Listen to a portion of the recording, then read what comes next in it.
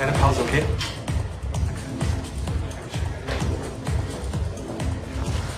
Hey, was machst du denn hier? Musst du mich arbeiten? Ich wusste nicht, wohin. Ja, du siehst doch irgendwie aus, als stündest du unter Schock. Ich glaube, das tue ich auch. Geh zum Tristan.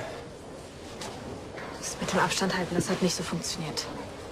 Was hat er denn jetzt wieder angestellt, um dich zu quälen? Nein, nichts. Eigentlich hat er gesagt, dass... Ich glaube zumindest, Komm schon raus dass mit der heißt, Sprache. Und er hat gesagt, dass er mit mir zusammen sein will. Ich denke, er hat dir ganz klar gesagt, dass er nichts von dir will. Und das soll jetzt plötzlich wieder anders sein. Ja, nicht so plötzlich. Es hat sich schon was verändert. Aha, und was? Ich habe mit ihm geschlafen. Oh. Ja, genau. Ich glaube ihm ja auch. Aber du hast Angst, dass er nur zu dir gekommen ist, weil es ihm schlecht ging. Dass sein Bruder und sein Vater vermisst werden. Nein, das war vielleicht der Anlass. Und ja, vielleicht wären wir uns auch körperlich nie so nahe gekommen. Aber Also ich habe einfach gemerkt, es ist mehr als Sex. Das war echt. und wo ist dann jetzt das Problem? Und das Problem ist, dass ich Angst habe, dass er morgen wieder dicht macht. Na, wäre ja nicht das erste Mal. Mittlerweile glaube ich wirklich, es gibt zwei Tristans. Der eine, der so nett und charmant ist und mir einfach das Gefühl gibt, dass ich was ganz Besonderes bin. Dann gibt es da den anderen, der mich einfach wochenlang wie Luft behandelt. Ich habe einfach Angst, dass wenn ich mich jetzt darauf einlasse, dass dann nur noch der zweite zu unseren Verabredungen erscheint. Klar, ich kann dir leider auch nicht viel sagen, was dagegen spricht, aber du hast doch echt nicht nötig, dich weiter von diesem Typ quälen zu lassen. Ja, das wäre ja auch klar, wenn ich nicht so verliebt in ihn wäre. Wenn man einfach herausfinden könnte, ob in 48 Stunden wieder alles ganz anders ist. Das kann ich dir leider auch nicht sagen. Ich will dir jetzt auch nicht raten, auf dein Herz zu hören. Das kann nicht leider total nach hinten losgehen. Nee, mein Herz will zu ihm, aber mein Kopf sagt die ganze Zeit, Achtung, Alarm.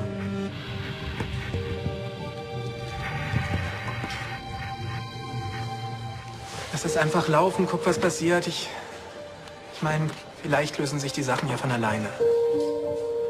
Ja, vielleicht. Morgen fühlt sich bestimmt alles ganz anders an. Weißt du, manche Sachen, die lösen sich, wenn man denen einfach ein bisschen Zeit lässt. Bestimmt. Ich muss weitermachen. Ciao.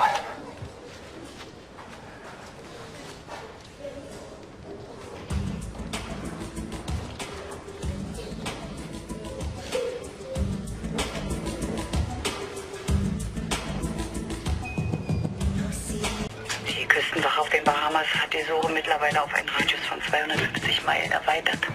Ja, aber das ist doch gut, oder? Ich meine, das zeigt doch, dass sie alles unternehmen. Und man kann sich ja vorstellen, dass bei einem Sturm ein Boot weit hinausgetrieben wird. Ja, aber dass es völlig vom Radar verschwindet. Das klingt natürlich beängstigend, aber weißt du, was ich glaube? Dass sich Ludwig und Hagen längst ans Ufer gerettet haben. Das hoffe ich. Aber was, wenn sie es nicht geschafft haben? Hagen ist ein erfahrener Segler. Ja, du hast sicher recht. Entschuldige, Charlie, aber ich muss jetzt Schluss machen. Wir haben einen Termin mit dem Chef der Küstenwache. Okay, und Elisabeth? Nicht den Mut verlieren, ja? Ich denke an dich. Danke, Charlie. Sieht nicht gut aus, hm?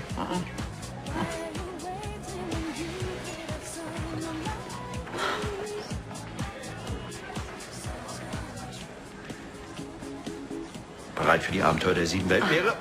Frank. Du, sorry, ich bin ein bisschen spät dran. Bist du startklar? Die Dia-Doku über den Marianengraben im Pazifischen Ozean? Du hast vergessen. Das habe ich allerdings vergessen. Kein Problem, das schaffen wir noch. Komm. Nein, Was? mir ist jetzt wirklich nicht nach tosenden Meereswogen. Es geht eigentlich auch eher um das, was unter den tosenden Meereswogen passiert. Das macht es, weiß Gott, nicht besser. Okay. Was ist los? Nichts, ich habe nur einfach nicht die Nerven für diesen Quatsch. Ist doch kein Quatsch, es ist eine seriös recherchierte Dokumentation. Da wolltest du neulich unbedingt hin. Ja, Dinge ändern sich. Offensichtlich. Würdest du mir auch erklären, warum das jetzt so ist? Frank, es hat nichts mit dir zu tun. Mir ist nur einfach im Moment nicht nach Unterhaltung, okay?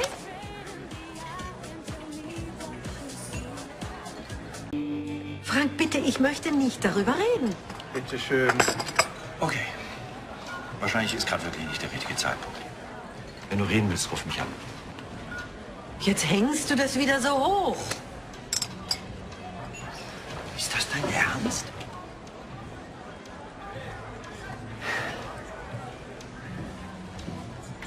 Ich möchte für dich da sein, wenn es dir nicht gut geht. Ist das so ungewöhnlich in einer Beziehung?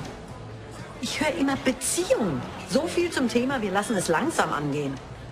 Unser kleinster gemeinsamer Nenner ist ja wohl eine Beziehung. Lass es eine vorsichtige sein oder eine langsame oder was weiß ich. Du hast es nie ernst gemeint. Was um Himmels Willen? Mir Zeit zu geben und Raum. Raum vor allem. Du tust es nicht. Das ist ja wohl nicht wahr. Übst Druck aus. Ich habe lediglich gesagt, du kannst mich anrufen, wenn du möchtest. Mir war nicht klar, dass das schon eine Grenzüberschreitung Du ist. merkst überhaupt nicht, wie besitzergreifend du bist. Und du bist vollkommen albern. Also so eine Diskussion habe ich nicht mal mit 14 geführt. Ja, die musst du auch jetzt nicht führen.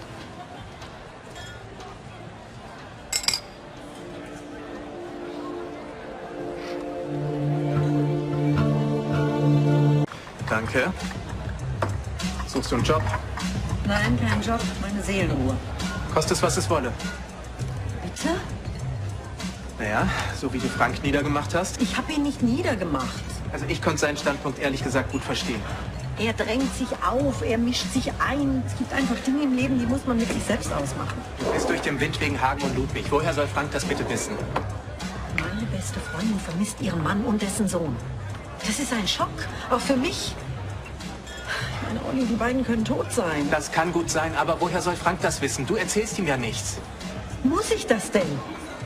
Reicht es denn nicht, wenn ich ihm sage, dass ich keine Lust auf diese blöde Dia-Show habe? Zumal ich ja offenbar in einem Ausnahmezustand bin. Mir wird es nicht reichen. Jedenfalls nicht, wenn ich in dich verliebt wäre. Rein theoretisch. Siehst du? Und das ist eben das, wo das, was man gemeinhin Beziehung nennt, sehr kompliziert wird. Jetzt komm schon, geht's noch ein bisschen kindischer und alberner. Ich glaube nicht, dass ich mir das jetzt anhören muss. Das kann gut sein, das ist mir aber egal. Charlie, jedes Mal, wenn du das Wort Beziehung hörst, dann drehst du völlig am Rad. Weißt du, dann wird aus meiner intelligenten Tante plötzlich so ein kleines 14-jähriges Mädchen, das von seinem Leben und seinen Hormonen gequält wird. Und da musst du gar nicht so gucken, du weißt, dass ich recht habe. Charlie, Frank ist nicht das Problem. Du bist das Problem.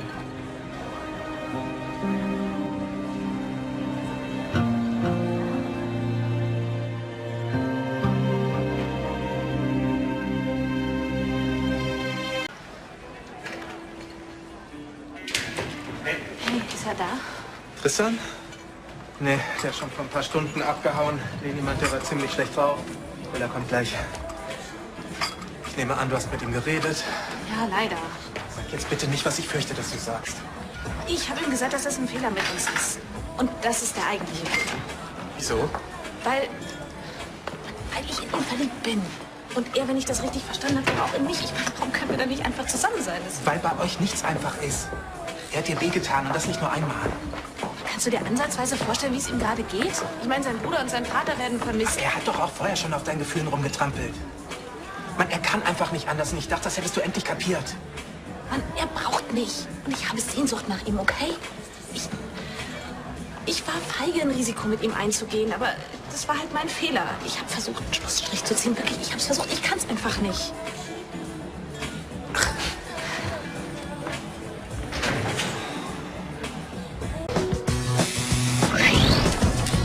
Die Mailbox von Tristan von Landstein. Mann, schon wieder nur die Mailbox. Bella, ich will ja nicht nerven, aber wahrscheinlich gibt es ja einen Grund, warum Tristan nicht ans Telefon geht. Ich weiß einfach nicht, was ich schlimmer finde. Dass er nicht rangeht, weil es ihm schlecht geht oder ich wirklich für ihn gestorben bin. Ach, weißt du, ich versuch's einfach.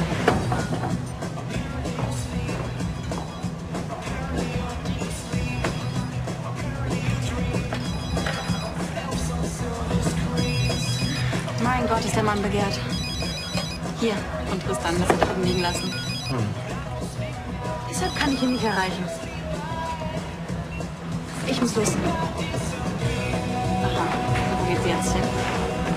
Vermutlich in ihr Unglück.